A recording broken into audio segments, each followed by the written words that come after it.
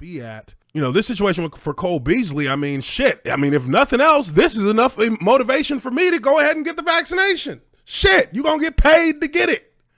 You're going to get shares off of the vaccine that you're getting for yourself. You're gonna be able to monitor. You're getting an opportunity to monetize. I mean, look, how many people in this country would get vaccinated if the federal government said we'll give each and every person who vaccinates $1,000? Every single one of you, regardless of what you believe, would think about taking that offer up at the very least. Hell, so I mean, you're in a position right now, Cole Beasley, to actually get paid for something that's free.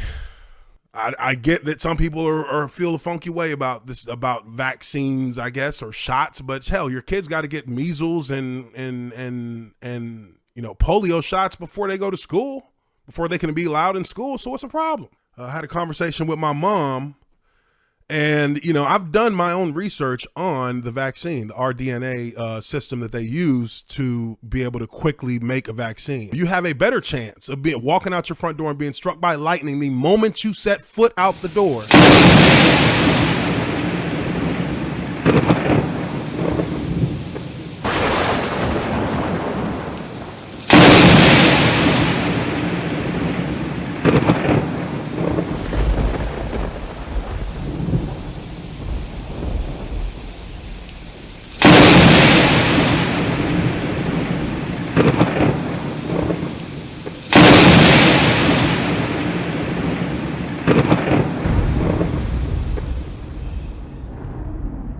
You have a better chance of walking out your front door and being struck by lightning the moment you set foot out the door than you do of just like dying or having adverse effects to a vaccine, to this vaccine in particular. Like, it's just not, it's not a likelihood. I mean, but it's not a likelihood that you will get in your car and drive to the store and, get in an accident and die. Like, that's not a likelihood, but it's a possibility, right? So, I mean, you take that risk every single day of your life. You take a risk the moment you get up and decide to walk down your stairs. You are taking a risk at dying that is probably a higher percentage that it will happen walking down your stairs than it will happen with a shot that you take. Technology advances. We found a faster way to make vaccines. I mean, would you rather it be you can get a vaccine in a year with a galvanized effort from the top medical and viral institutes around the world to make it at God's speed? Like, that's a testament of technology actually proving its worth to humanity, is it not? If we wanted to just wait for the traditional vaccine, a traditional vaccine that could take 5, 6, 7 years to develop, then that means you'd rather commit to just having to follow different CDC guidelines every season because of outbreaks of COVID, and how many times will it change and mutate and then become a more dangerous one?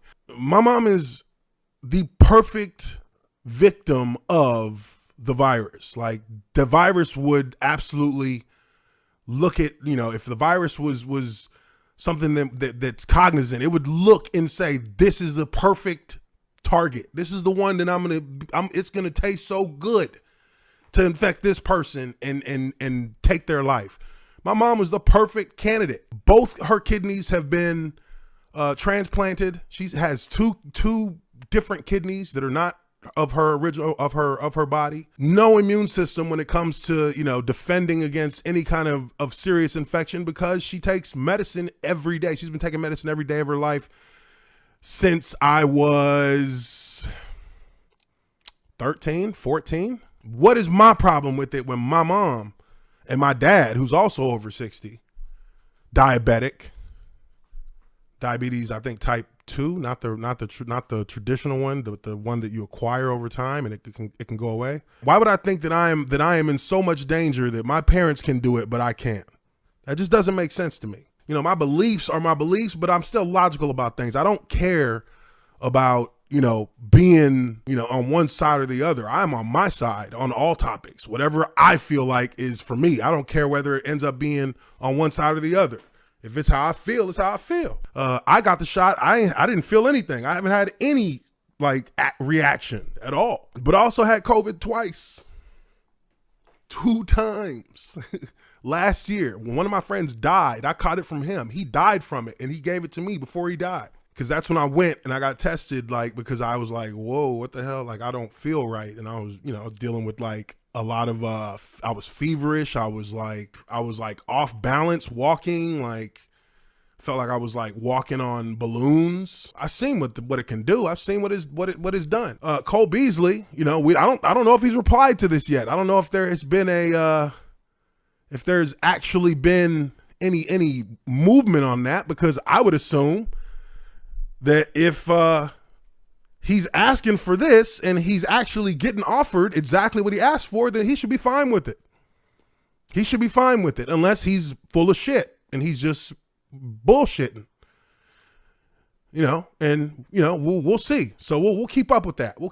So the news coming out here that former NFL player Uch Wainwright has died suddenly at the age of 38 years old. Police responding to a call on Friday, December 30th. Now, this was right around 1 a.m. for somebody that had apparently collapsed in a bedroom and was unresponsive.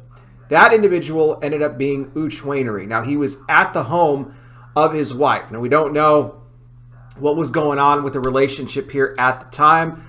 According to the report, medics tried to revive him to the best of their ability, but they were unable to do so, and he was pronounced dead there at that time. Now, they have already done an autopsy. That was done on Monday, January 2nd, and according to the autopsy, no signs of any foul play, no trauma, nothing like that at all. And an initial report from the coroner right now says that it appears that Wainwright may have in fact had an enlarged heart that brought on what they believe to be sudden heart failure. Now, they won't know, an official cause of death for a few more weeks. A toxicology report is being done as well. So we will see what comes of that. But what did Wainwright say in the past when it came to those who, didn't take it? Had put on there that he did in fact receive said it was after getting some good advice, some wisdom from his own mom about it. But it was just 2 months later, okay? Just 2 months later, in September 1st, 2021, that he wrote on his Twitter that it was time to mandate the... Not just that, but also roll out those passports. You guys remember those, right? But then he even went a step further, demanding that anybody who would refuse the be put in jail. That's right. That's what he said. He said, too many children are dying because of the based off no proof whatsoever. He was just saying this.